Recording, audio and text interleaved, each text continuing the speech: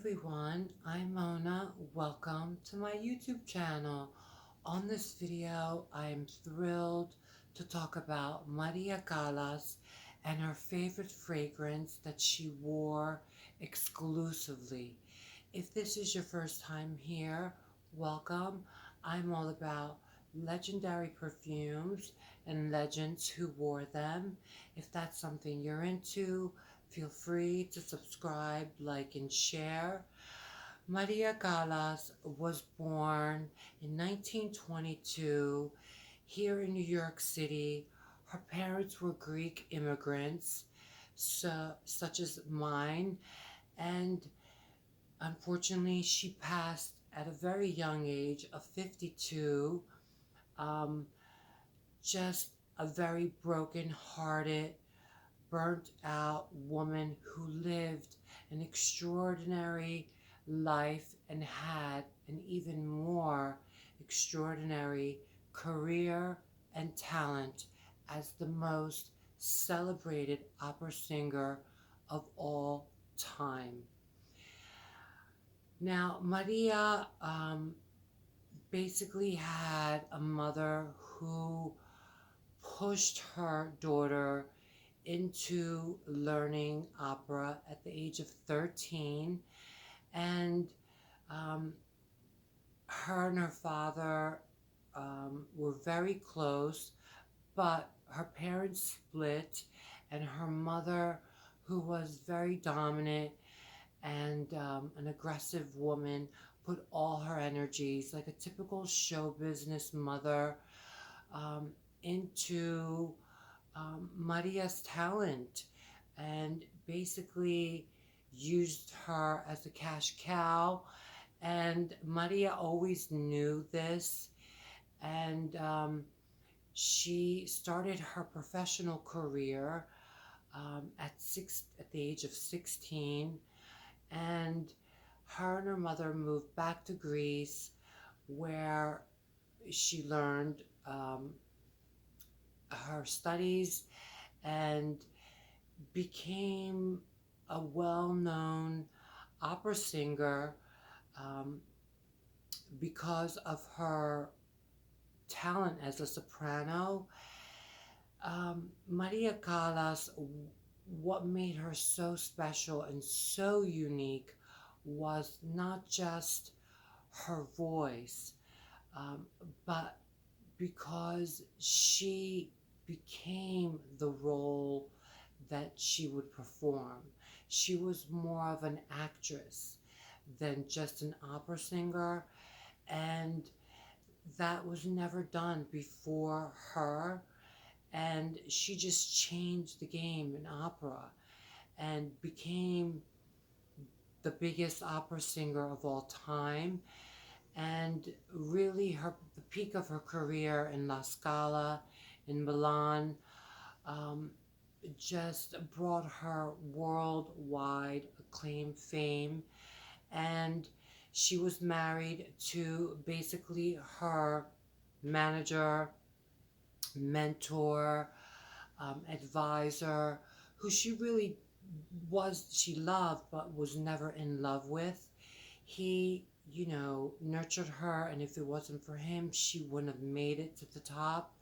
But when she got there, and she had this huge success at La Scala, she met one of the richest men of all time, Aristotle Onassis, the great shipping tycoon, who was also, a very powerful man. And when they met, she fell in love. He whisked her off her feet. They had an 8-year tumultuous love affair, but she basically, her career changed when she started her relationship with Onassis, and she was more focused on her private life. She wanted a family, and she did become pregnant, but unfortunately had a stillborn son, which I think changed her life.